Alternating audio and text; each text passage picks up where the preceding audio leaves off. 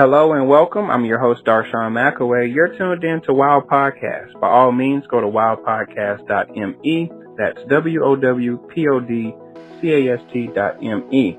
Now, we have a special guest on today's podcast. He was previously on talking about her book, Cycles of Time, Revenge is Mine. But today she's going to talk about her new series, The Ego Anthology. This book is about the fractured ego, how to mend the ego, and accepting the ego. Ladies and gentlemen, please welcome KG Petrone. Hi, Darshawn. Thank you very much for having me on again. No problem. So tell me about this particular series that you came up with.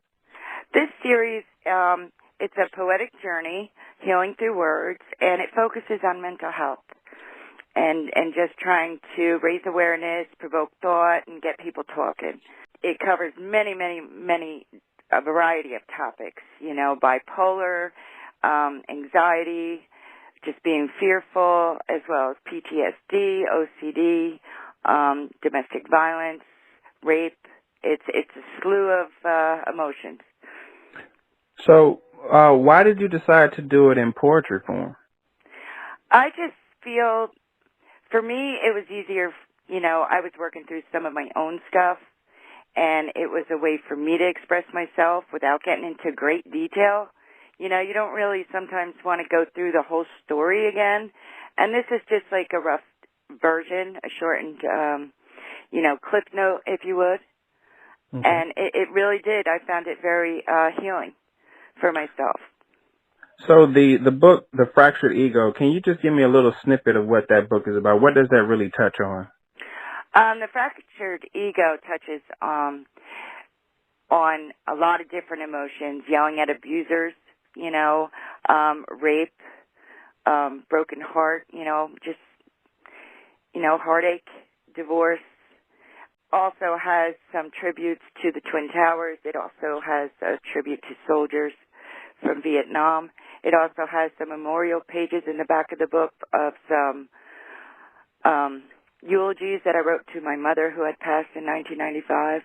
So it was a very special book, especially being the first one of the series. So I noticed that it's a 3-book series, and I'm looking at the book covers, and I'm curious. Why did you come up with those particular book covers? Well, for me, it signified how broken an ego can get. You're fractured. You don't feel totally up to snuff. You feel less than, unworthy. And the cracks in that doll's face, I thought it signified very clearly that she needed to fix herself. And in the second book, the cover, through a lot of tears, you can go through healing. For me, healing and tears kind of go hand in hand. So the tear is, she's on the mend. She's getting better, but she's not totally there yet. And book 2 deals with a lot more of mental health disorders, such as the PTSD, obsessive compulsive disorder, obsession, anxiety, claustrophobia. A lot of phobias are in there.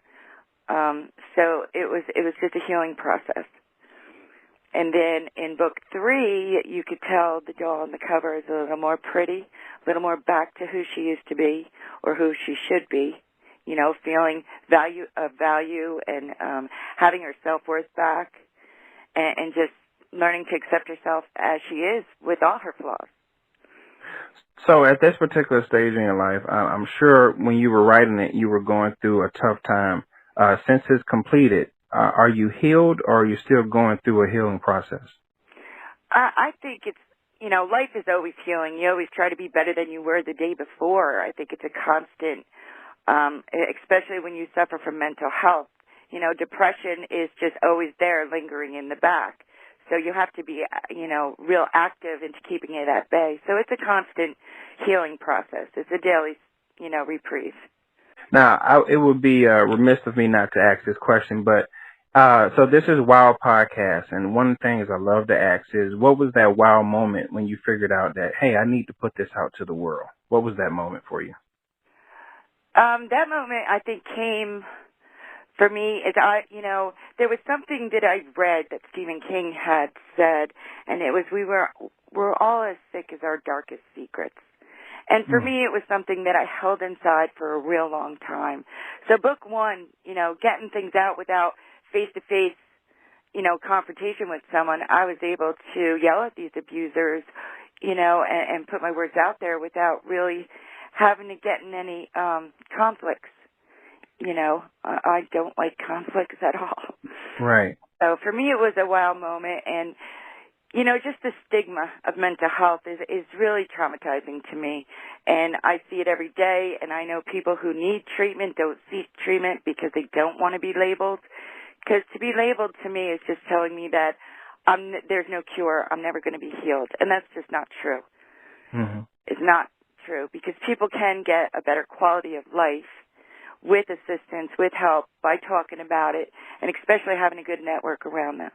Now, I take it that these books, are they going to open up the conversation for people to speak amongst themselves about mental health, or is it just something for an individual to just read through and say, hey, someone else is going through the same thing as me?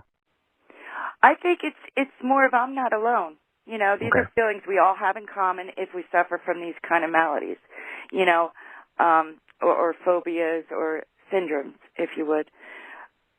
So, my one reviewer said, with the way mental health is and all the questions and addiction being so high, so terrible right now in our world, these are things that need to be addressed, and everybody needs to get a little more comfortable, stop the stigma, and start talking about it.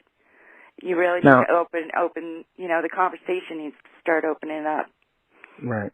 Now, is there a certain book or a certain poem that you like the best, or just all of them fit well with you? It's very hard. I have quite a few that I really like. Mm-hmm. Some are more, directed to mental health. Some are more about, just feeling less than. And people do struggle with suicide when they have some of these depressions. And when you get in that manic depression, it's really hard to dig yourself out. So, yeah, my favorite poem probably wouldn't make a lot of sense to other people because it's kind of a dark poem, if you would.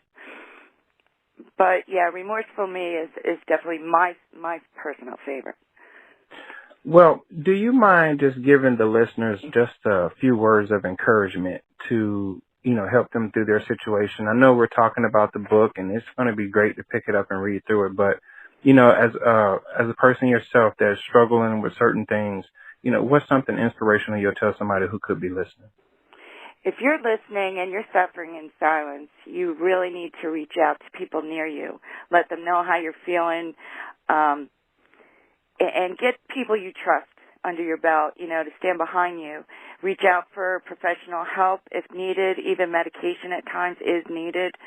But the stigma the weight of that stigma is just a hard bridge to cross.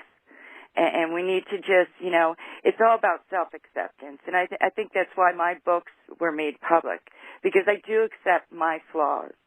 I do accept that I am I don't like to say flawed, but I'm beautiful with my flaws. And you really need to talk about it.